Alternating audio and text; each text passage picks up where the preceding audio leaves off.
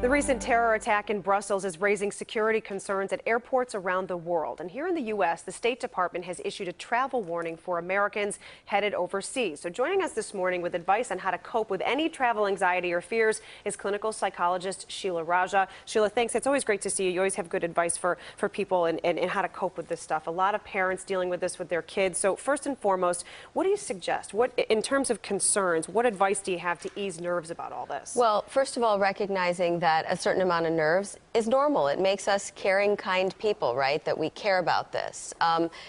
The initial urge is to stereotype people with any kind of terrorism, right? We want to say, are you a threat to me or are you not? And we've really got to fight that urge to stereotype. I mean, we're such a multicultural community. Right. And if you know, my advice, strike up a conversation that's with someone who's different than you in like the line at the McDonald's or an elevator. Sure. And we just get to see like most people, by and large, are really nice, decent, kind people, regardless of who they are. So let's talk about travel, though, because a lot of people, the initial reaction is to cancel trips. Yeah. Why is that not a good idea, or to avoid the airport? What do you suggest? So avoidance works in the short term, but it does not work in the long term. It's actually a bad idea because it actually makes our anxiety worse if we continue to use that as a way of coping. So you've got to face your fears. And one of the recommendations that you have is to limit social media time. How does that help?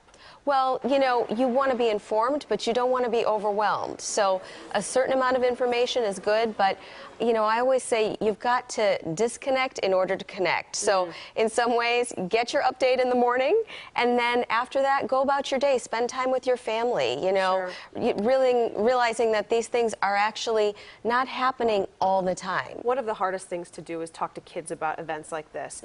Real quick before we go, how can parents talk to their kids to ease anxiety? Kids need to feel reassured that they're safe and that, you know, our government is doing what it can do. And then, you know, also reassuring kids that most people are good, decent human beings, you know, focusing on all of the stories of people taking care of people who are different than them, opening their doors to people.